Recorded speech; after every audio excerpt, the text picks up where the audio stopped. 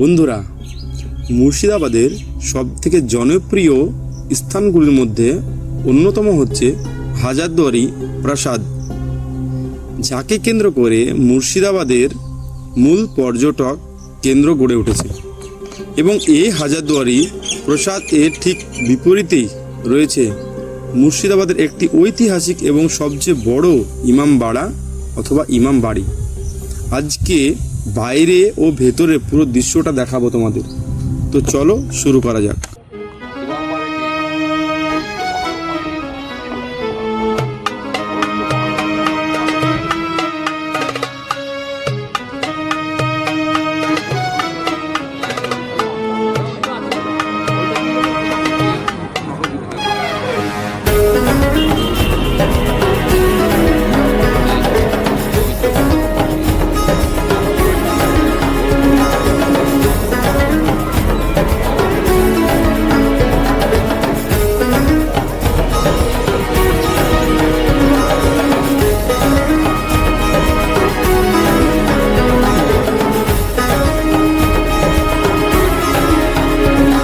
ইমাম বাড়িটা বছরে 10টা দিন খোলা থাকে মহরমের সময়। মুসলিমদের আরবি মাসের অনুযায়ী মহরম মাসের চাঁদ দেখে 1 তারিখ থেকে 10 তারিখ পর্যন্ত খোলা থাকে। এই ইমাম বাড়ি হচ্ছে একটা শোকের স্থান। এই যে মানুষগুলো কালো পোশাক পরে থাকে, এরাই চাকু দিয়ে, ছোরা দিয়ে বুক কেটে, পিঠ কেটে হাই হোসেন করে যে মাতবটা করে থাকেন।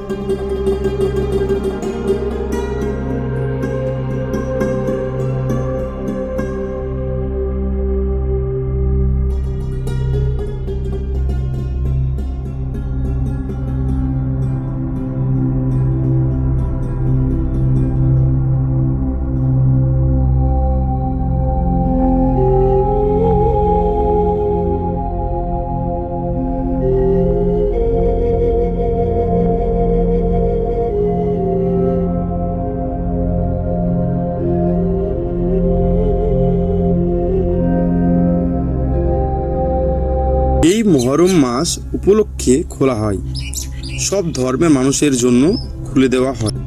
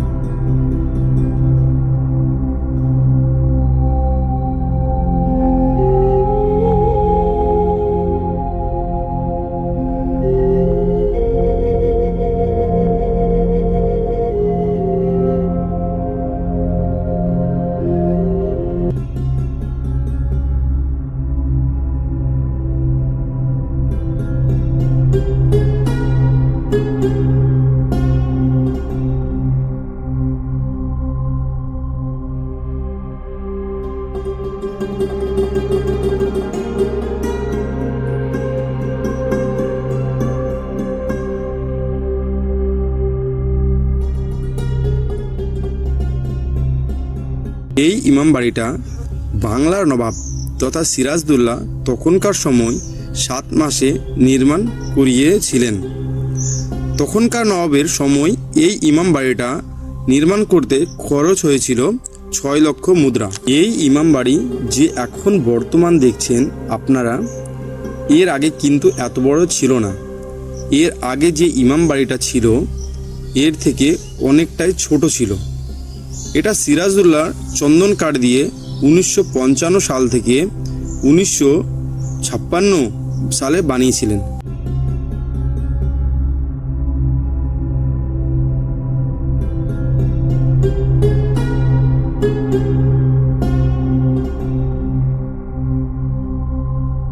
সেই চন্দন কাঠের ইমামবাড়িটা 1756 সাল থেকে 1842 সাল পর্যন্ত ছিল।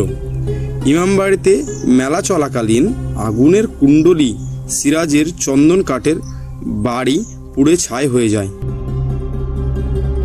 দ্বিতীয়বার আবার 1846 পুড়ে যায়। সিরাজদৌল্লা ইমামবাড়িটা পরপর 2 বার পুড়ে যাওয়ায় সিরাজদৌল্লা আবারও 1847 সালে চুন সুড়কি দিয়ে এটাকে 7 মাসে তৈরি করে।